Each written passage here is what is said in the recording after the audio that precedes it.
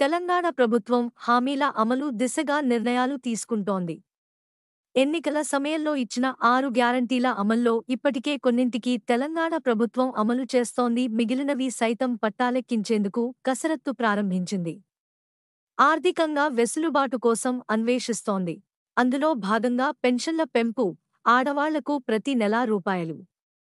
2,500 ఆర్థిక సాయం హామీల అమలుపైన స్పష్టత ఇచ్చేందుకు సిద్ధమవుతోంది. అమలు దిశగా తెలంగాణ ప్రభుత్వం ప్రస్తుతం రైతు భరోసా అమలుపైన రైతుల నుంచి అభిప్రాయ సేకరణ చేస్తోంది.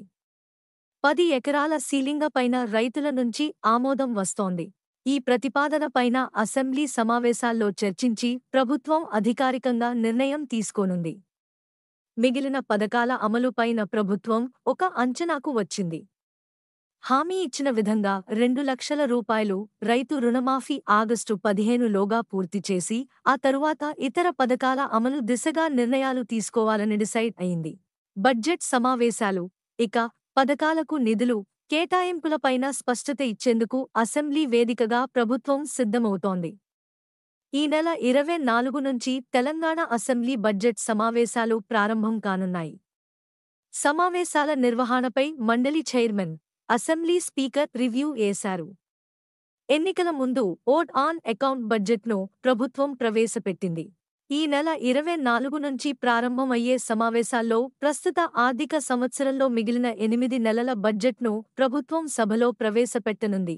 నిధుల కేటాయింపు, ఓట్ ఆన్ అకౌంట్లో మహిళలకు బస్సుల్లో ఉచిత ప్రయాణం, ఆరోగ్యశ్రీ పరిధి రూ. 10 లక్షలకు పెంపు, రూ. 500 గ్యాస్ సిలిండర్, 200 యూనిట్ల వరకు ఉచిత గృహ విద్యుత్లకు నిధులు ప్రతిపాదించారు. ఇప్పుడు ప్రవేశపెట్టే బడ్జెట్లో రైతు భరోసా, రైతు రుణమాఫీ, పింఛన్లు, కొత్త ఉద్యోగాల కల్పనలకు అవసరమైన నిధులను కూడా ప్రత్యేకంగా ప్రస్తావించే అవకాశం ఉంది. అదేవిధంగా మహాలక్ష్మి పథకం కింద అర్హులైన 18 ఏళ్లు నిండిన ఆడవాళ్లకు ప్రతి నెలా రూపాయలు 2,500 ఆర్థిక సాయం పైన స్పష్టత ఇవ్వనున్నారు. బీఆర్ఎస్ అధినేత కేసీఆర్ ప్రతిపక్ష నేత హోదాలో ఆయన తొలిసారిగా సభకు రానున్నారు. మన ఛానల్కి సబ్స్క్రైబ్ చేసుకోండి, లైక్ చేయండి మరియు కామెంట్ చేయండి. మీ సపోర్ట్ మాకు చాలా ముఖ్యం. కొత్త వార్తలు మరియు అప్డేట్స్ కోసం బెల్ ఐకాన్ని నొక్కండి.